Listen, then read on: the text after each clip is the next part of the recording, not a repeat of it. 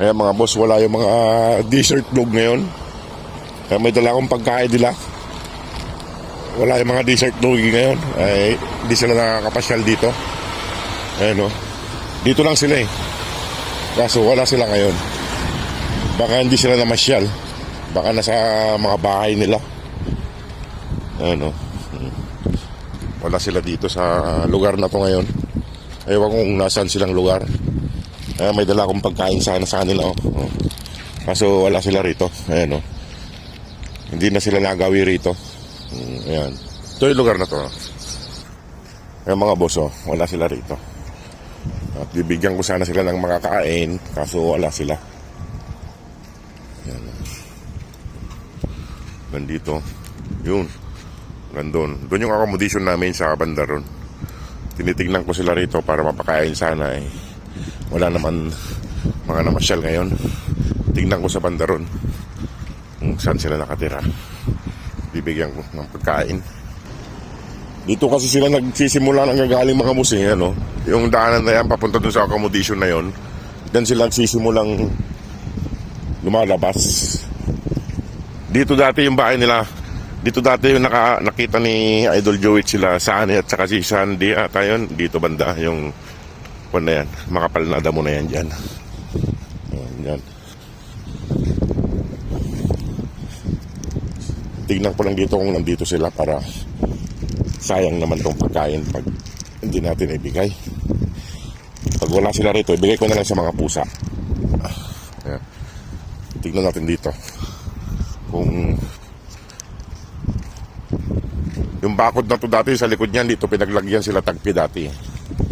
Yung bakod na to dito sila nilagay dati sa likod niyan. Ayan mga boss, wala sila rito.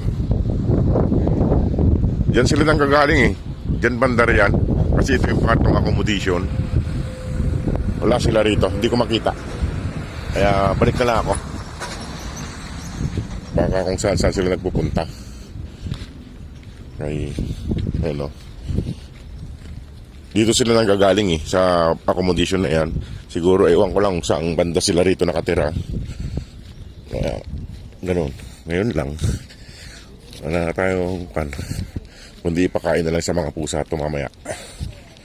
Yan, yan sila nang gagaling sa lugar na yan. Yan dati sumusuot sila ako eh. Si Idol Joey, papunti kila Tagpi dati. Yan banda. Tinitignan-tignan ko lang dito kung nandito sila para maibigay ko itong pagkain. Kaso wala sila. Kaya iabot ko na lang sa mga pusa mamaya. Pakain ko na lang sa mga pusa para hindi masayang ang pagkain. Ayan. Dito madalas maraming aso mga boss. Ewan ko lang kung saan sila nakatira dito. Ayan o. Ito dinidevelop na pala ito. Buti natanggal sila dito. Buti na ialis sila Tagpi dito. Ayan o. Dinidevelop na to. Kung hindi, iari sila.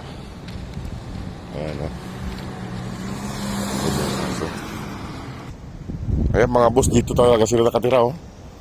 Dito sila nakatira. Ayan o, yung nanay nila oh, yung aso. Ayan o. Dito sila nakatira. At iiwan ko yung pagkain dyan. Ayan o, dyan sila nakatira. Sa lugar na to. Yung ibang mga aso wala rito eh. Baka namamasyal. Kaya ayan o. Yung tatlong mag-ina.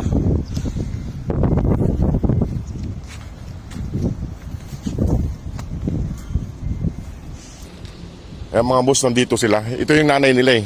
Ayan. Iniwan ko na yung pagkain dito para mabigyan ko sila ng pagkain. Ayan o. Nandito lang sila. Ito yung nanay nila. Ito ay tatay nila yata ito. Nanay. Dito sila pala naka-stay dito sa pangatlong accommodation. Nandito sila sa pangatlong accommodation. Dito sila umuwi. Iwanan ko, nahihiya silang kumain. Ayan na. Iwanan ko sila dyan. May pilay. Tatay nila ito malaki. Nandun yung isang aso na mga no, yung brown. Ayan no, may kapatid pa silang isa. Ayan no, mabait din siya. Malaki siya kaso may pilay. Ayan no, kumakain na sila. Ang layo ng inuwian nila.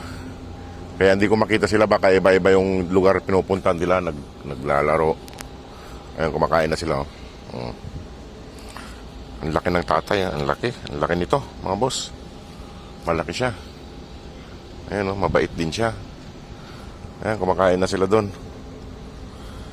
Ayan, mga boss, hindi ko nahanap yung ibang mga anak niya. Ewan kung saan yung anak niyang iba. Kaya, ayan, malaki siya, malaki. Ayan, oh. Tatay nila ito, malaki.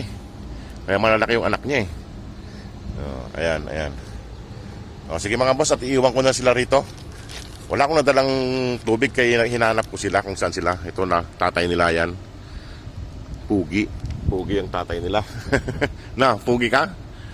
Ayan mga boss, oh. Mabait din sila, mabait. Ayan, oh. Iwanan ko sila dyan kumakain na. Oh, sige mga boss, at ako'y alis na rin. Oh, sige mga boss, marami pong salamat. God bless po.